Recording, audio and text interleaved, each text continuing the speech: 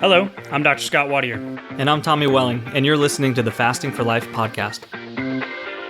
This podcast is about using fasting as a tool to regain your health, achieve ultimate wellness, and live the life you truly deserve. Each episode is a short conversation on a single topic with immediate actionable steps. We cover everything from fat loss and health and wellness to the science of lifestyle design. We started Fasting for Life because of how fasting has transformed our lives, and we hope to share the tools that we have learned along the way.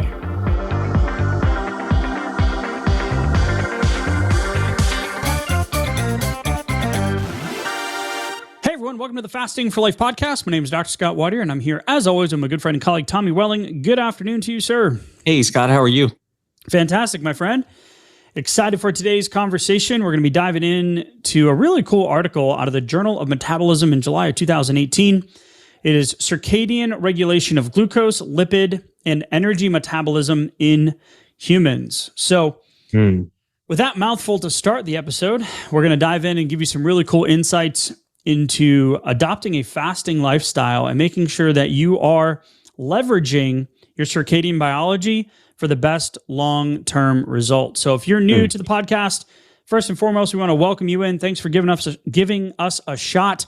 However you found us, we are glad that you are here. If you'd be so kind to like, rate, review, or subscribe, download, whatever the metrics are now in whatever preferred podcast platform you use, that will help us in the podcast world to just expand our reach and help more people. So welcome in. If you want to know more about who we are and what we do, head back to episode 1. It's our launch episode where we explain how fasting transformed our lives and ultimately why we do what we do week in and week out, why we have our coaching, why we have our resources on our website.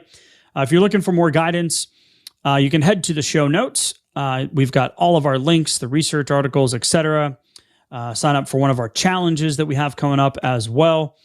If you are a long-term listener, or a so-called fasting OG, we want to welcome you in as well. And we're just so grateful for you to be on this fasting and lifestyle journey with us. So, Tommy, with that being said, circadian regulation of glucose, lipid, and energy metabolism.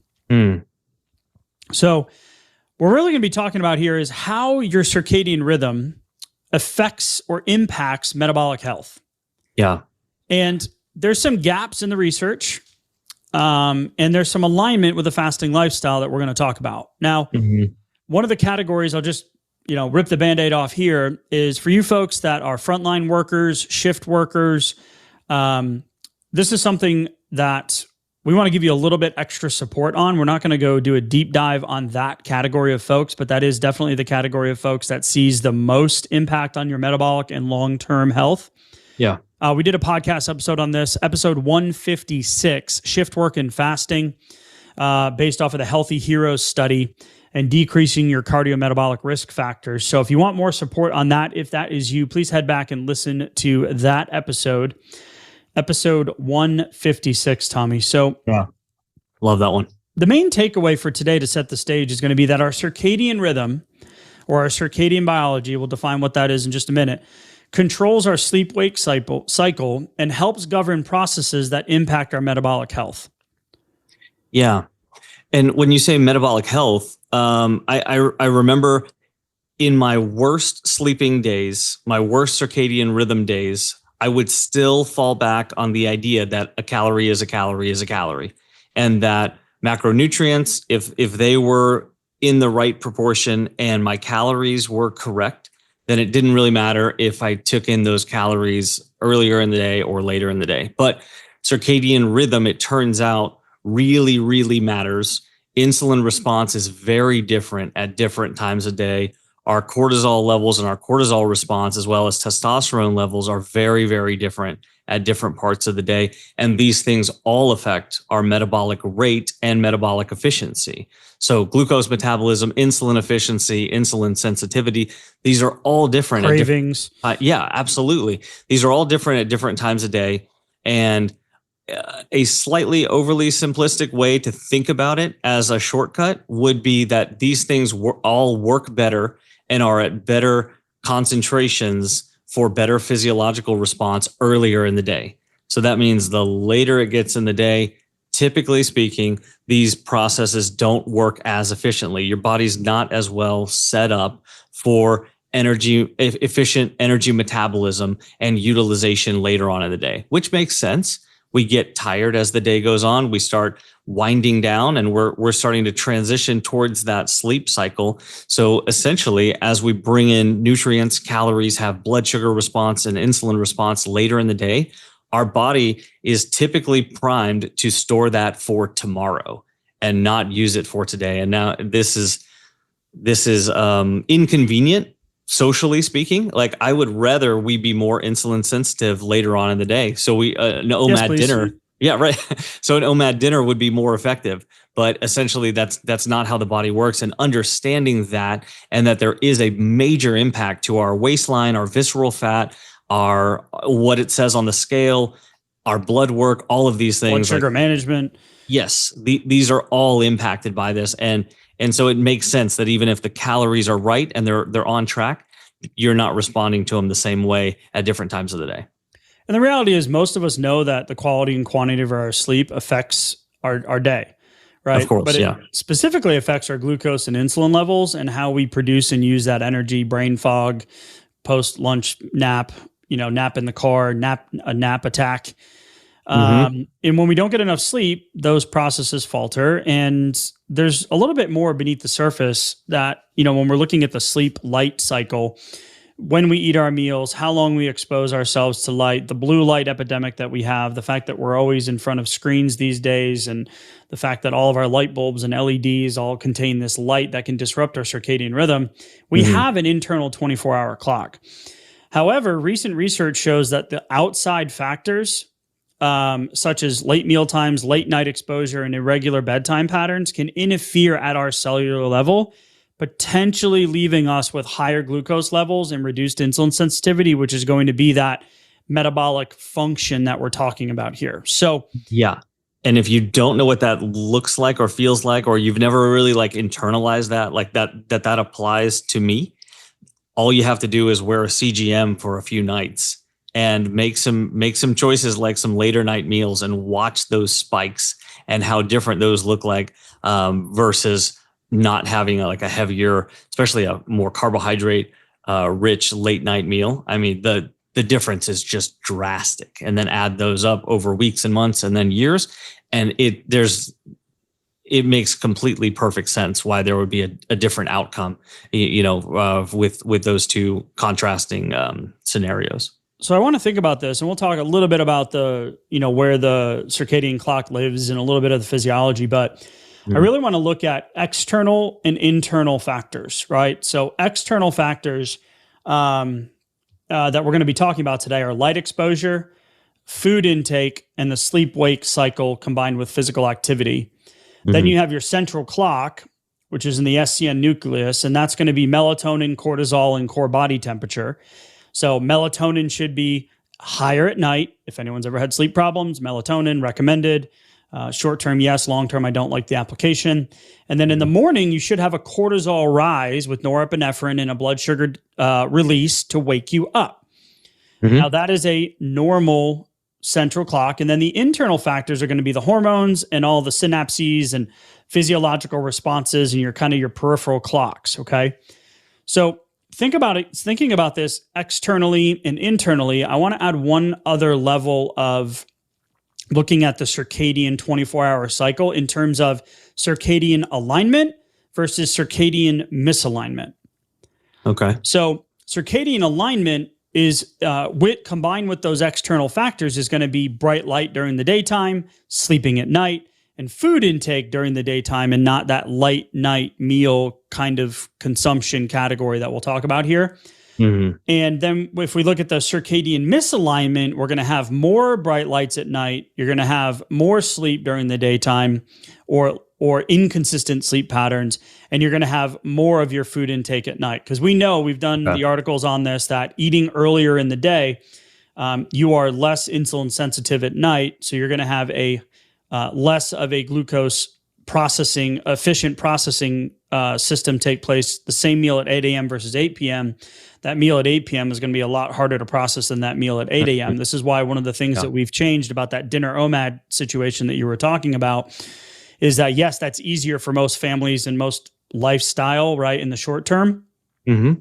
But the reality is in the long term, that it's probably not going to get you to the end result that you're looking for in terms of weight loss and health metrics. So yeah, that's a great point, but might be a good starting point or a good entryway, especially into fasting or into some of the longer fasts, getting past that 16, 18 hour mark, right? Yep. So if we're looking at this big picture, alignment versus misalignment, external versus internal factors, right? So it's now known that our circadian clock seems to play more of an important role in regulating glucose and insulin than our environment or our behavior. And this can be seen in diabetic and diabetic populations, where you will most always see your best blood sugar control around mid-morning, and then it kind of seems to increasingly get worse as the day goes on.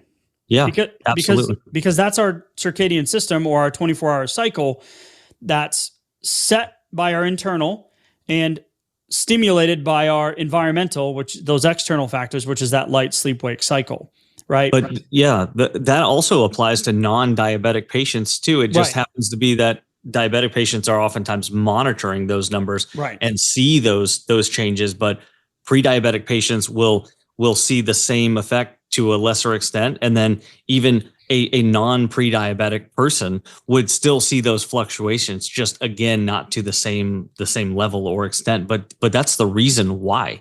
And so we can get in alignment with that circadian rhythm and with our circadian physiology, if you will, or physiological, optimizing the time for our physiology, basically. Yeah. So when are we gonna pull those external levers to then allow the internal levers to do what it's supposed to do based on that circadian system? So in the 1960s, there was research done that showed glucose tolerance and insulin sensitivity cycled throughout the day.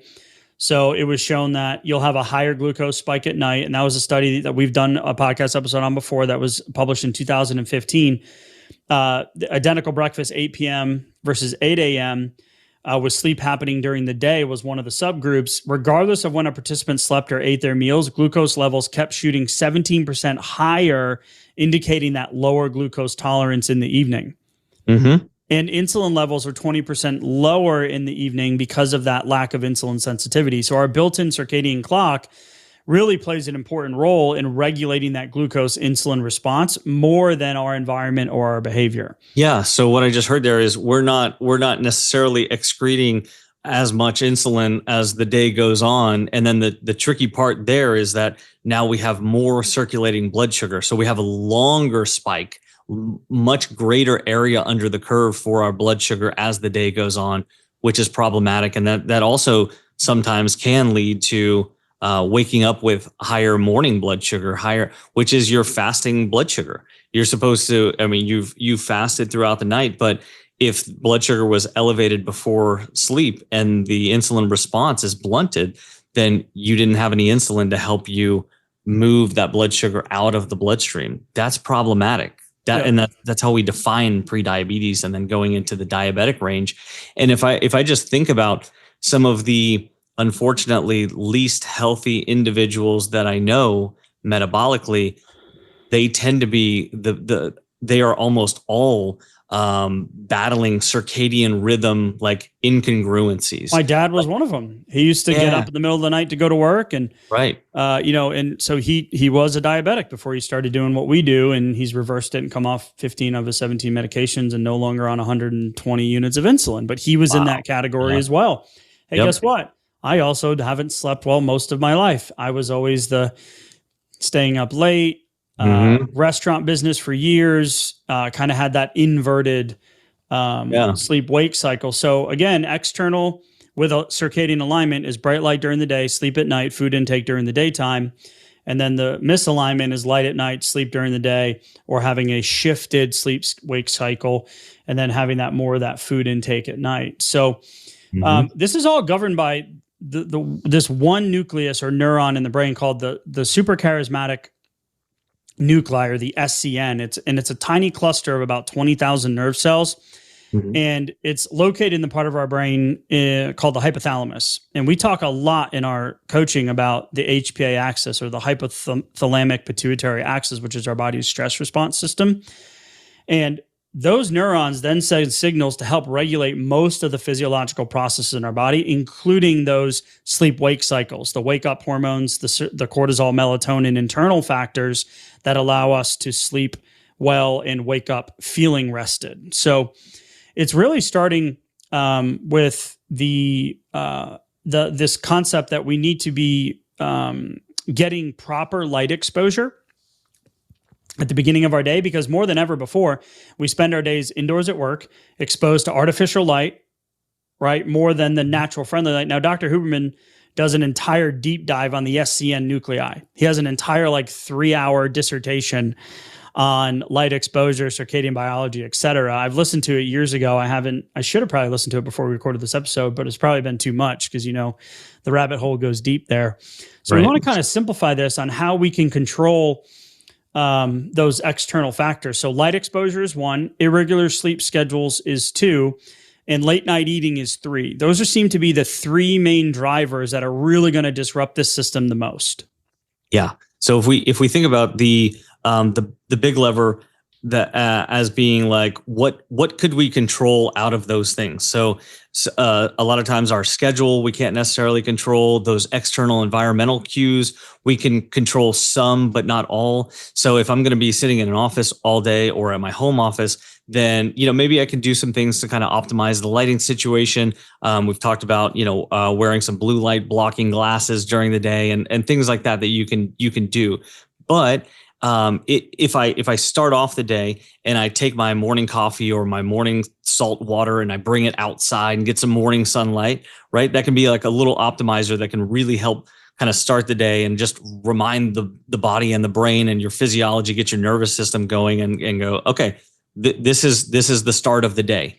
And so it kind of sets it along the right track. And then at the same time, if you do the opposite, around 12 hours later, getting towards the end of the day at the sunset time, and then your eyes and then thus your brain and the rest of your body understands, okay, the sun's setting, and now this is the part where it little cues like that help to reset and kind of calibrate the circadian rhythm. So it sounds pretty simple, and really it is. It doesn't take but a few minutes on the front end of the day and the back end of the day, but it really helps set the calibration of the nervous system. And then if we compound that with the lever of meal timing, that's going to really, really go a long way. Because I'll tell you this, if I had to stay up all night or I had to pull like a real late night project, the best thing that I could do for my physiology, which would not be, I would be out of control of sleep at that point, would be to just not bring in any fuel during that time. And here's why. Because I want to, this is exactly where I want to go with this, because this is me or was me. Mm-hmm. This is still something that I struggle with and work through. Mm-hmm. So I now wear the yellow blue light blocking lenses during the day while I'm staring at screens. We've changed a lot of our light bulbs in our house to go back. I use the red light lenses once the sun goes down. I put the little clip-ons on my glasses to protect the light, because for me, sleep was one of those insulin resistant drivers or metabolic drivers that was beneath the surface of my calorie in, calorie out, eat less, move more approach to a healthy weight. It was under the radar. It was under the radar, just like insulin resistance, right? So 3 examples of studies that show the central clock and how light affects the SCN nucleus that I want to mention. Study of 100,000 women. Exposure to light while sleeping was strongly associated with a higher BMI, waist circumference, and waist to hip ratio. Wow. And other research that was referenced in that article found that increased exposure to light late in the evening is associated with increases in insulin resistance and glucose levels.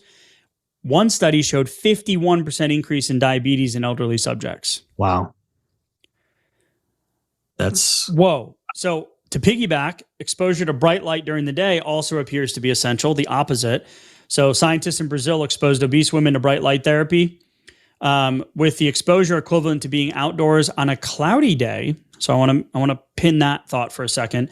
Was Okay. 3 times, so just 3 times a week for 5 months, they found a significant reduction in the subject's insulin resistance. Wow. Wait, the sun doesn't have to be out? No. Morning light, dusk light. Check. Okay. 8 to 15 minutes. That's it. Okay. And this study was only 3 times a week. Right. What?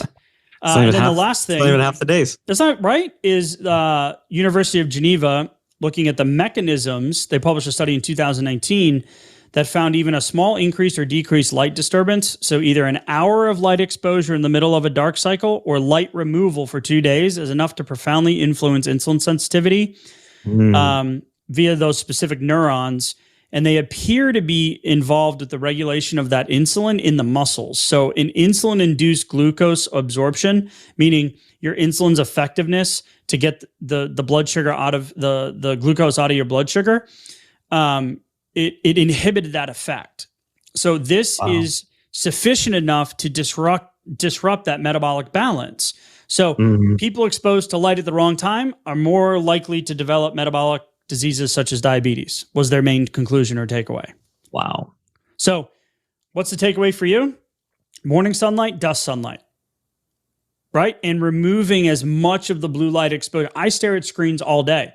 My phone is constantly on. My iPhone is constantly on.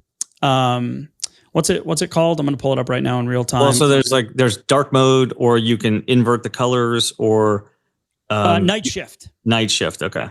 I didn't remember what they called it. My 2 monitors that I have are constantly on night shift. I wear the yellow lenses when I'm staring at screens, and then I throw my red ones on at night. Smart. I'm starting behind the 8 ball, right? After years of this cycle. So I'm trying to do everything I can to support that. And I'm telling you, the days I do it, I notice I'm less cravey, I'm less hungry, and my sleep is better. That's awesome. Yep. So, and when you wake up the next day, even if sleep wasn't optimal, but you did some things to help the physiology, to reset and calibrate the circadian rhythm, like we were talking about before. When we get into our meal timing and our food choices, then we can continue that process of improving, even when we don't have control over, the schedule, the environment, all those kind of things. Because a lot of times it's you need to pull the levers that you have access to. That's almost like control what you can control. But the encouraging part about that is that you actually have a lot of control over your physiology, even when the situation isn't quite optimal. Yep. Like, hey, I have an overnight job, or sometimes I work the late shift, or sometimes I get home late, or this season of life is just so freaking busy that I can't control what time or how much or how good my quality of sleep is. Well, if we compartmentalize our eating and we first take like late night snacking, carbohydrate rich snacking late in the day being a highly blood sugar affecting, highly insulinogenic habit that's absolutely going to A, decrease the quality of our sleep, but then B, load the body with fuel that it can't do anything with until the next day, and then see further insulin resistance going into the next day because of the decreased sleep quality and because of the carbohydrate load, then skipping that late night snacking at least most of the time is a big lever that we can pull. So we could start there. We can also start with minimizing snacking throughout the rest of the day. So then working our way into a fasting lifestyle would look like, hey, when are my nutrition opportunity windows right now? Or if you're doing 1 meal a day, when does that 1 meal a day typically fall? Is it typically later on in the day? Because if you're having trouble with circadian rhythm or with your sleep cycle or sleep quality, or the scale feels stuck and you're just not sure what to do about it, even though you feel like you're doing other things really right, then that leverage point of your meal timing is a big one. That's likely pull the lever of moving your meal times. This is why we've been saying a lot lately, move your meals earlier in the day, focus on protein, right? it's going to have a really big effect. So if you've been stuck for a while, simply taking your dinner and making it a high protein breakfast with healthy fat can be a huge lever for you. Yeah. And the consistency of those meal times too. So we want consistent fasting, consistent time restricted eating. And that can be a big lever that you can pull. The studies are clear. When you eat at night, when your body's already started to produce one of those internal factors I mentioned, melatonin. Well, melatonin causes an increase in blood sugar levels because the hormone increases in the body. It suppresses the release of insulin. So that late night mealtime is, I mean, you're just undermining your efforts, right? Yep. So when we looked at that lever, for instance, an easy way to establish just a curfew on your meal timing, and I just say, in my house, kitchen's closed at 7:30. Kitchen's closed, yeah. And when I used to go out as a kid, my dad would say, nothing good happens after midnight. Get home. Right. That's your curfew. Yep. It's like in our house, nothing happens after good after 8 when it comes to food, right? We're going to eat dinner. Yeah. You want to have a little snack after dinner? Sure. But then we're done. Like, let's go set ourselves up for a good night of sleep. And we're teaching our kids this as well. And this is one of the things, at the very least, you can really shoot for moving your window earlier, flipping that late meal, and really stop eating at least 2 to 3 hours before bed. At least. I mean, I need be more ideal. Yeah, I need more like that 4 to almost 5 hour range. If I don't, it will absolutely affect my sleep. I can see it on a CGM. I can see it on Keto Mojo if I take my blood sugar. I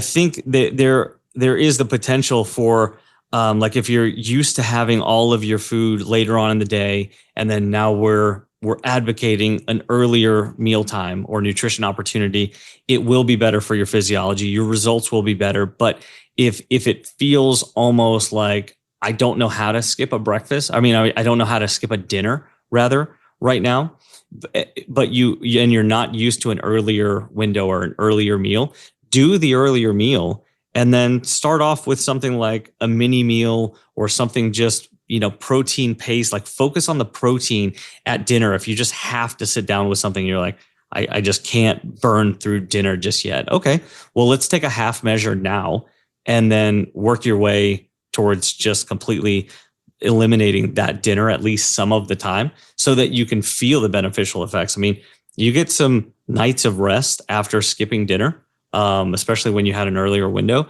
It can give you that positive benefit, that positive reinforcement that is really, really encouraging for you to do the next time. Like, it will probably feel much easier after kind of getting into that rhythm when you feel the positive effects of it. 100%. 100%. And the last category here of those 3 external factors is going to be the sleep schedule, right? So less than 6 hours, staying up past your usual bedtime, sleeping later than normal, or sleeping during the day and working during the night. So again, episode 156 for you shift workers out there. We want to give you some tools on how to systematize that for you. Yeah. But you're really just introducing these little micro circadian misalignments, and you're confusing the system. So consistency wins in anything, any diet, any lifestyle, any financial plan, any marriage, any relationship, right? The consistency of the effort is what wins. But really, the science behind that is that with a consistent sleep schedule, or an inconsistent sleep schedule, that external lever, you're going to have reduced insulin sensitivity of your fat cells.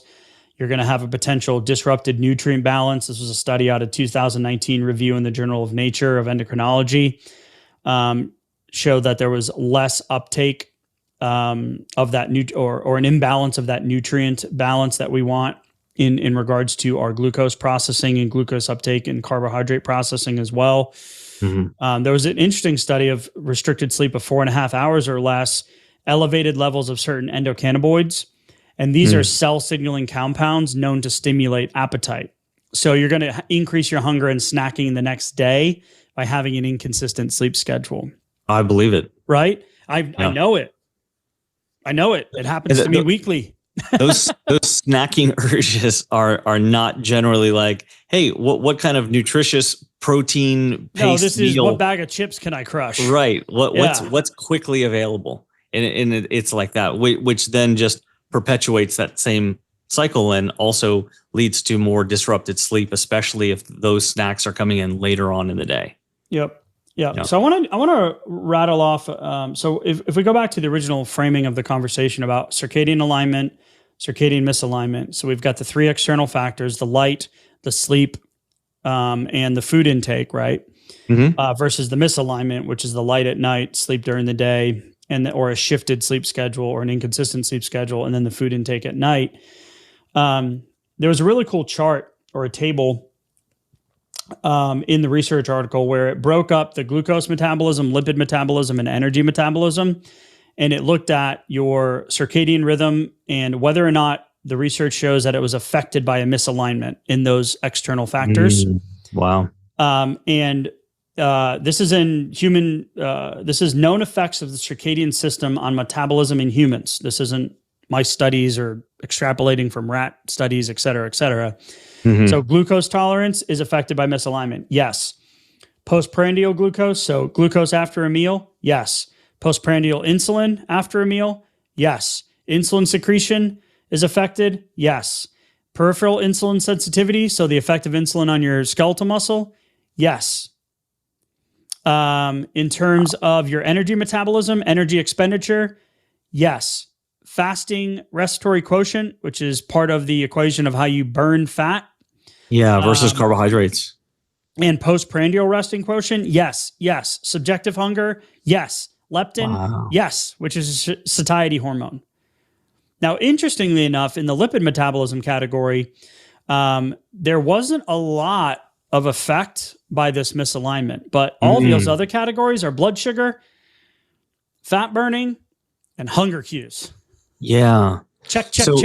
If you've ever experienced this, if this is resonating with you, hopefully, I thought that summary might help. And then I want to list off, just to recap, Tommy, the things that you can do and the things that we mentioned in terms of those three external categories, where we can see some consistent change or things that you can put into your day-to-day practice now, today, after listening to this episode. Okay. Yeah, that sounds good. What I heard there also about the effects on those different metabolic systems is that to not have an effect really on the fat metabolism, and that could be storing or burning is... Well, let me say this. It doesn't say no. It just has a question mark, like to be determined. So the research just hasn't been done that this review has shown with circadian biology. So it's a question mark right now. Yeah. So that's further downstream than the carbohydrate metabolism and what is the body doing with the blood sugar and with the insulin response. Right. So then that leads to whatever's happening, right? And you even mentioned metabolic rate, because metabolic rate goes down as circadian misalignment goes up.